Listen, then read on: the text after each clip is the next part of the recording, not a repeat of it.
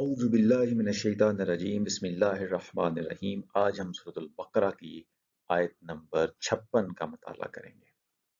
اس سے پچھلی آیت کے آخر میں جو الفاظ آئے تھے وہ یہ تھے کہ فَأَخَذَتْكُمُ الصَّاعِقَةُ وَأَنْتُمْ تَنظُرُونَ، تو پکڑ لیا تمہیں بجلی کی کڑک نے اس حال میں کہ تم دیکھ رہے تھے، یا تمہارے دیکھتے دیکھتے تمہیں بجلی کی کڑک نے پکڑ لیا۔ آگے فرمایا کہ ثم بعثناکم من بعد موتکم لعلکم تشکرون، پھر اٹھایا ہم نے تمہیں بعد میں تمہاری موت کے تاکہ تم شکر گزار بنو۔ پچھلی آیت میں جو سائقہ کا لفظ استعمال ہوا تھا تو وہاں ہم نے یہ دیکھا تھا کہ سائق الرجل کا مطلب ہوتا ہے آدمی پر بجلی گری اور وہ بے ہوش ہو گیا، یعنی صاد، عین اور قاف مادہ کا ایک معنی بے ہوش ہونا بھی ہوتا ہے۔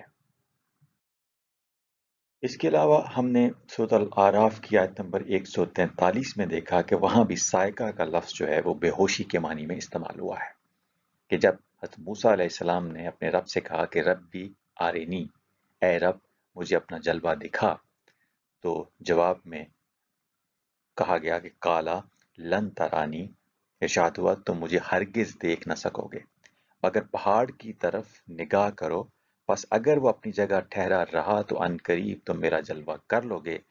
پھر جب اس کے رب نے پہاڑ پر اپنے حسن کا جلوہ فرمایا یا تجلی گرائی تو شدت انوار سے اسے ریزہ ریزہ کر دیا اور موسیٰ علیہ السلام بے ہوش ہو کر گر پڑا۔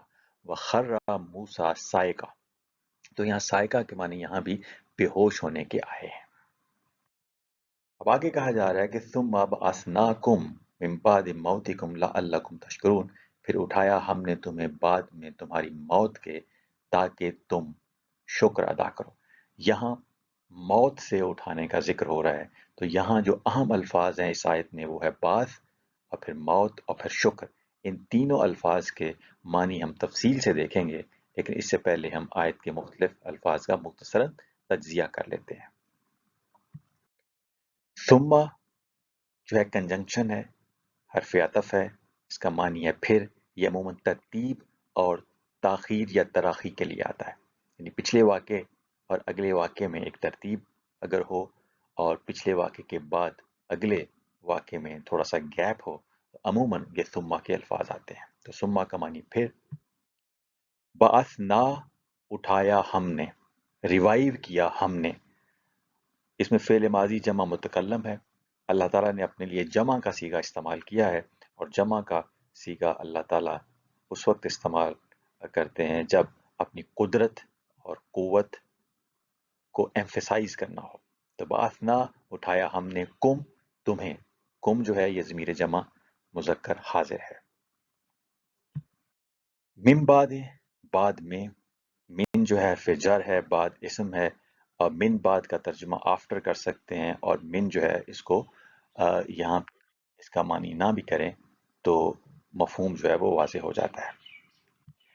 موت کم، تمہاری موت، موت جو ہے یہ اسم ہے، اس کم ضمیر جمع مذکر حاضر، موت کم تمہاری موت، کہ پھر اٹھایا ہم نے تمہیں بعد میں تمہاری موت کے، لعلکم تاکہ تم، لعل جو ہے اس میں زیادہ تر توقع اور ترجی یعنی امید رکھنے کا مفہوم ہوتا ہے، تاہم کبھی یہ امکان کے معنی بھی دیتا ہے، کبھی یہ تعلیل کے معنی بھی دیتا ہے، اور اس کا ترجمہ جب کیا جاتا ہے تو اس کا ایک ترجمہ ہو سکتا ہے امید ہے کہ، یا شاید کہ، یا عجب نہیں کہ، یا تاکہ۔ تشکرون، تم شکر ادا کرو۔ لعلہ کم کی کم کا معنی بھی تم ہے، اور تشکرون میں بھی جو تا ہے یہ تم کا معنی رکھتی ہے۔ یہ تشکرون فعل مضارع ضمیر جمع مذکر حاضر ہے۔ تو یہاں موت سے بعث کا ذکر ہو رہا ہے، اور اس آیت میں جو تین اہم الفاظ آئے ہیں، بعث اور موت اور شکر، اس کو ہم اب تفصیل سے دیکھتے ہیں۔ بعث کا مطلب ہوتا ہے کسی چیز کو ابھارنا یا بیدار کرنا، موت کے بعد زندہ کرنا یا اٹھانا، کھڑا کرنا، پھیلانا یا آزاد کرنا یا بھیجنا یا مقرر کرنا۔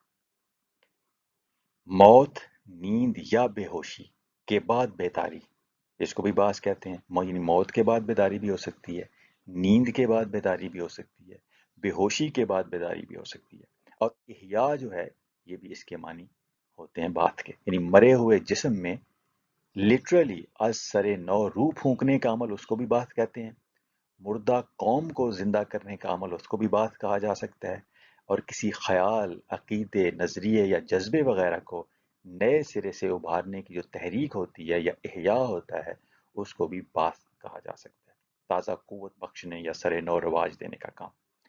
تو rousing, exciting, inciting, instigating, urging, putting into action, appointing, awakening after death, awakening after sleep اور awakening after unconsciousness، resurrection یا revival، یہ سارے بات کے معنی ہیں۔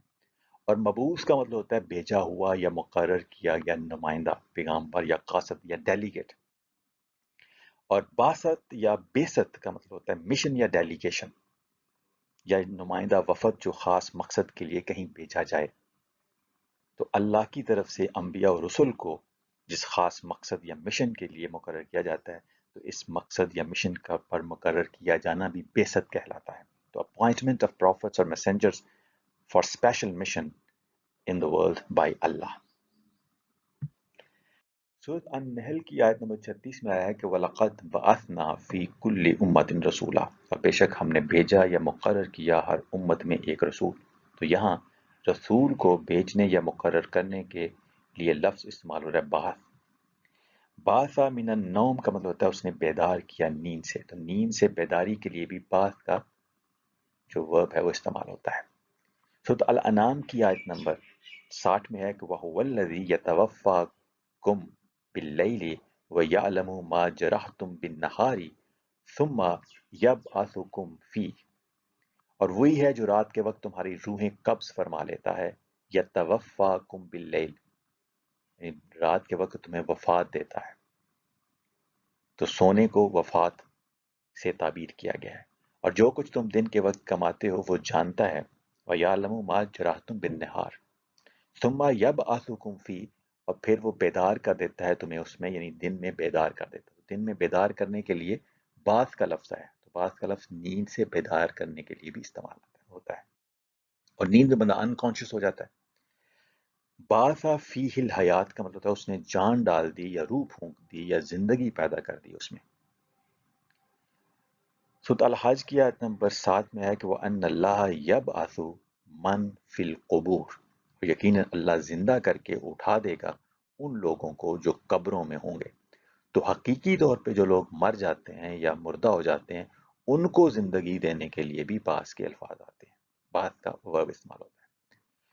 اور سورۃ النحل کی آیت نمبر 89 میں ہے کہ وَيَوْمَ نَبْعَثُ فِي كُلِّ أُمَّةٍ شَهِيدًا عَلَيْهِمْ مِنْ أَنفُسِهِمْ، اور یہ وہ دن ہوگا جب ہم اٹھائیں گے یا مقرر کریں گے نبعث، ہر امت میں ایک گواہ ان پر انہی میں سے، یہاں گواہ مقرر کرنے یا گواہ اٹھانے کے لیے یہ نبعث کا لفظ آیا ہے۔ اس طرح سورۃ البقرہ کی آیت نمبر 240 میں ہے اِذْ قَالُوا لِنَبِيٍّ لَهُمْ ابْعَثْ لَنَا مَلِكًا، جب انہوں نے اپنے نبی سے کہا کہ مقرر کر دیں، لَهُمْ ابْعَثْ لَنَا مَلِكًا، مقرر کر دیں ہمارے لیے ایک بادشاہ یا ایک کمانڈر۔ تو یہاں بھی بادشاہ یا کمانڈر مقرر کرنے کے لیے بعث کے الفاظ آئے ہیں۔ بعث نور کا مطلب ہوتا ہے اس نے پھیلائی روشنی، پھیلانے کے معنی میں بھی بعث کا لفظ آتا ہے۔ بعث البعیر کا مطلب ہوتا ہے اس نے رسی کھول کر آزاد کر دیا اونٹ کو۔ تو بعث جو ہے یہ کسی کو آزاد کرنے کے لیے بھی آتا ہے، removing the restraint from free action. باعثا کا مطلب ہوتا ہے وہ بیدار ہوا یا بیدار تھا، آئین کے نیچے جب زیر ہو تو پھر باعثا کا معنی ہوتا ہے وہ بیدار ہوا۔ تو یہ جو بعث ہے تو اس کے مختلف معنی ہیں، اور قرآن مجید میں یہ نیند سے بیداری کے لیے بھی لفظ استعمال ہوتا ہے، بے ہوشی سے ہوش میں لانے کے لیے بھی لفظ استعمال ہوتا ہے، اور حقیقی طور پہ مردہ چیز میں جان ڈالنے کے لیے بھی یہ لفظ استعمال ہوتا ہے۔ اٹھانے یا مقرر کرنے کے لیے، بھیجنے کے لیے، آزاد کرنے کے لیے یہ لفظ استعمال ہوتا ہے، تو اس کے مختلف معنی ہیں۔ اسی طرح ماتا یا موتو یا موت کے جو الفاظ ہیں یہ مر جانے کے لیے بھی استعمال ہوتے ہیں، یعنی جان کا چلا جانا، جان دے دینا، مردہ ہو جانا، حقیقی طور پہ فزیکلی ڈیڈ ہونے کے لیے بھی یہ لفظ آتا ہے، ماتا وہ مر گیا۔ احساس سے محروم ہو جانا یا ہوش و حواس کھو بیٹھنا یا بے ہوش ہو جانا، اس کے لیے بھی یہ موت کے لفظ آتے ہیں، to become deprived of sensation یا dead as to the senses, اس کے لیے بھی موت کا لفظ استعمال ہوتا ہے عربی میں۔ عقل و خرد سے محروم ہونے کے لیے بھی اور فکری طور پہ مردہ ہو جانا اس کے لیے، یعنی انٹلیکچولی ڈیڈ ہو جانا یا فزیکلی ڈیڈ ہو جانا یا with respect to senses dead ہو جانا، ان تینوں تناظر میں موت کے الفاظ آتے ہیں۔ اس کے علاوہ گہری نیند سو جانے کے لیے بھی موت کے الفاظ عربی میں آتے ہیں، ذلیل و خوار ہونے کے لیے بھی، ٹو بیکم بیس، ایبجیکٹ، وائل، ڈسپیکیبل اور اگنومینیس، پستی، فروتنی یا عاجزی اختیار کرنے کے لیے، ٹو بیکم لولی، ہمبل اور سبمسو ٹو دا ٹروتھ، مفلسی کا شکار ہو جانے کے لیے بھی یہ لفظ استعمال ہوتا ہے، to become poor, reduce to poverty اور ٹو بیکم بیگر، بہت زیادہ ضعیفی کا شکار ہو جانا، to become extremely aged, old and weak اور ڈکریپٹ، بہت زیادہ رنج و غم یا خوف کا شکار ہو جانا، to become as though dead with grief اور سورو اینڈ فیئر، اور بعض اینگر میں بھی، ساکت، بے حرکت یا بے آواز ہو جانا، ٹو بیکم اسٹل، کوائٹ اور موشن لیس، آگ کے بجھ جانے کے لیے بھی یہ لفظ استعمال آتا ہے، ٹو بیکم ایکسٹنگوشڈ، زمین کے مردہ ہو جانے کے لیے یعنی خشک، بنجر یا بیاباں ہونے کے لیے، ٹو بیکم ڈرائی، بیرن اور وداؤٹ ویجیٹیشن، کپڑوں کے بوسیدہ ہونے کے لیے بھی یہ موت کے الفاظ آتے ہیں۔ تو موت کا لفظ بھی مختلف معنی بھی ہو جائے، یعنی فزیکلی ڈیڈ ہونے کے لیے بھی آتا ہے، ہوش و حواس کھونے کے لیے بھی آتا ہے، احساس سے محروم ہونے کے لیے بھی آتا ہے، اور یہ لفظ عقل و خرد سے محروم یعنی فکری طور پہ مردہ ہونے کے لیے بھی آتا ہے۔ تو یہ لٹرل معنوں میں بھی موت کا لفظ استعمال ہوتا ہے، اور یہ جو ہے فگریٹیولی یا اصطلاحی معنوں میں بھی، یا کہہ لیں کہ مثال کے طور پہ استعمال ہوتا ہے، جیسے قومیں مردہ ہو جاتی ہیں، اس کے لیے بھی یہ لفظ استعمال ہوتا ہے۔ سو کر اٹھنے کے بعد کی ایک دعا ہے جس کے الفاظ ہیں کہ الحمدللہ الذی احیانا بعد ما اماتنا والیہ النشور، سب حمد اللہ کے لیے ہے جس نے ہمیں مار کر زندگی بخش دی اور ہم کو اسی کی طرف اٹھ کر جانا ہے۔ یہاں جو نیند ہے اس کو موت سے تعبیر کیا گیا ہے، اور نیند کے بعد اٹھنے کو حیات سے تعبیر کیا گیا ہے۔ تو اس دعا سے بھی ظاہر ہے کہ یہ جو موت اور حیات کے الفاظ ہیں یہ میٹافوریکلی بھی آتے ہیں اور یہ لٹرل معنوں میں بھی آتے ہیں۔ اسی طرح شکر کا جو لفظ ہے اس کے بھی بڑی معنی مختلف معنی ہیں۔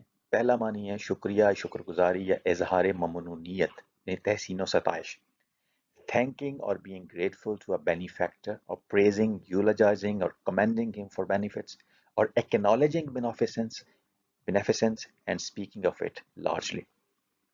یہ تو ایک معنی ہو گیا۔ جیسے شاکر اللہ کا مطلب اس نے اس کا شکریہ ادا کیا، وہ اس کا شکر گزار ہوا، he thanked him, praised him, eulogized him اور commended him۔ شاکرہ وہ اس کا ممنون ہوا، شاکرہ نعمتہ وہ اس کی نعمت کا احسان مند ہوا۔ دوسرا شکر کا معنی ہوتا ہے تھوڑے وسائل پر اکتفا کرنا اور زیادہ پیداوار دینا، یعنی to suffice with less resources to give more output or return for a given input، come input سے زیادہ آؤٹ پٹ دینا۔ جیسے شاکرت دابا کا مطلب ہوتا ہے چوپائے نے تھوڑی گھاس پر اکتفا کیا اور چراگاہ میں چار کر فربا اور موٹا ہو گیا۔ اس طرح شکر گزار انسان کا کم وسائل میں زیادہ آؤٹ پٹ دینا اس کو بھی شکر کہتے ہیں، یا کم وسائل پہ اکتفا کرنا اور اس سے زیادہ پیداوار یا آؤٹ پٹ دینا، پروڈکٹیو ہونا۔ تو شکر کا ایک مطلب پروڈکٹیوٹی بھی ہے، ایک مطلب اس کا تھینکنگ یا گریٹیچیوڈ ہے، دوسرا ایک مطلب اس کا پروڈکٹیوٹی ہے۔ اور شکر کا ایک معنی ہوتا ہے کسی کے کام کا بھرپور اجر یا بدلہ دینا۔ شاکر اللہ سعیہم، اللہ نے ان کی کوششوں کا بھرپور بدلہ دیا۔ جیسے ایک دانہ بونے کے بدلے میں کئی دانے اللہ تعالیٰ دیتا ہے، تو جب یہ شکر کا جو فائل ہے وہ اللہ ہو تو وہ پھر اللہ تو کسی کا تھینک فل نہیں ہوتا نا، وہ تو کسی کے کام کا بھرپور اجر دیتا ہے۔ تو یہاں پھر معنی جو ہے وہ بدل جاتا ہے ٹو گیو فل ریوارڈ اور ریٹرن اور کمپنسیشن فار اینی ایفرٹ، یہ اس کا مطلب ہوتا ہے۔ بخل کے بعد سخی ہونا یا بہت فیاض ہونا، سخاوت بھی اس کا ایک معنی ہوتا ہے۔ جیسے شاکرہ فلاں کا مطلب بخل کے بعد سخی ہو گیا، بڑا فیاض ہو گیا، تو اپنے ریسورسز دوسروں کو کے اوپر یا ضرورت مندوں کے اوپر خرچ کرنا، یہ بھی شکر کا ایک پہلو ہے۔ اور شکر کا ایک پہلو ہے وسعت یا فراوانی یا بہتات یا زیادتی یا بھرپوری۔ جیسے شاکرات ناکا کا مطلب ہے اونٹنی نے اپنے تھن دودھ سے بھر لیے۔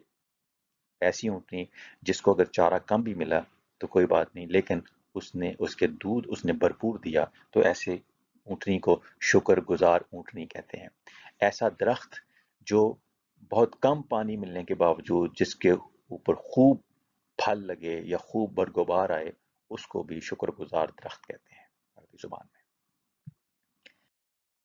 اللہ کے شکر کی ادائیگی کے 3 درجے ہیں۔ ایک ہے شکر قلبی، یعنی دل میں اللہ اور اس کی نعمتوں کا تصور کرنا اور اپنی عجز و انکساری کا احساس کرنا۔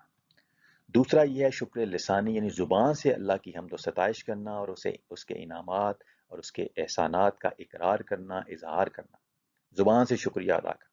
ایک ہے دل سے شکر گزار ہونا، ایک ہے زبان سے شکریہ ادا کرنا، ایک ہے شکر بالجوارے یا شکر بالعمل، عمل سے ثابت کرنا شکر کو کہ اللہ کے انعامات یا احسانات کے نتیجے میں اس کی کامل اطاعت کرنا، اس کے رستے پر چلنا اور اس کی دی ہوئی نعمتوں کو اس کی راہ پر خرچ کرنا، ضرورت مندوں پر خرچ کرنا اور کم وسائل کے باوجود بھرپور نتائج پیدا کرنا یا پروڈکٹیوٹی دینا۔ جیسے سورۃ سبا کی آیت میں کہا گیا کہ اعملوا آل داؤد شکرن، کہ آل داؤد تم عمل کرو شکر کے ساتھ یا شکر والا عمل۔ تو شکر کو کے ساتھ جو ورب یہاں عمل آیا، عمل کو شکر کے ساتھ ریلیٹ کیا گیا ہے، تو یہاں جو عملی شکر ہے اس کا ہنٹ ہے۔ اسی طریقے سے سورۃ الانسان کی ایک آیت ہے اِنَّا هَدَيْنَاهُ السَّبِيلَ، بے شک ہم نے اسے یعنی انسان کو السبیل سیدھا رستہ دکھایا، اما شاکرا و اما کفورا، چاہے وہ شکر گزار ہو یا چاہے وہ نا شکر گزار ہو۔ اب جو سیدھا رستہ کو اختیار کر لے گا وہ شکر گزار ہوگا، تو یہاں سیدھا راستہ اختیار کرنا جو ہے وہ شکر گزاری ہے۔ اسی طریقے سے جب شکر کی نسبت اللہ تعالیٰ کی طرف ہو تو اس کا مطلب ہوتا ہے کہ اللہ تعالیٰ کا اپنے بندوں پر انعام کرنا اور ان کے اعمال کا بھرپور بدلہ دینا، جیسے ان اللہ غفور شکور یا فإن اللہ شاکر علیم۔ تو شکور اور شاکر اللہ تعالیٰ کی صفات ہیں۔ شکور جو ہے یہ زیادہ مبالغے کا صیغہ ہے۔ آج ہم نے جو آیت پڑھی وہ یہ تھی کہ ثم بعثناکم من بعد موتکم لعلکم تشکرون، پھر اٹھایا ہم نے تمہیں بعد میں تمہاری موت کے تاکہ تم شکر گزار بنو یا شکر ادا کرو۔ یہاں جو موت کے بعد اٹھانا ہے اس کا ایک معنی یہ بھی ہو سکتا ہے کہ حقیقی طور پہ وہ بے جان ہو گئے، مردہ ہو گئے صاعقہ کے لگنے سے، بجلی گرنے سے، اور اس کے بعد ان کو زندگی دی گئی، دوبارہ لائف دی گئی۔ ایک معنی یہ بھی ہو سکتا ہے۔ دوسرا معنی یہ بھی ہو سکتا ہے کہ وہ بے ہوش ہو گئے، کیونکہ موت کا ایک معنی بے ہوشی بھی ہے اور صاعقہ کا ایک معنی بے ہوشی بھی ہے، کہ صاعقہ تو رجل کا مطلب ہوتا ہے کہ آدمی جو ہے بے ہوش ہو گیا، تو بے ہوشی کے بعد ان کو دوبارہ ہوش میں لایا، یہ بھی ایک معنی ہو سکتا ہے۔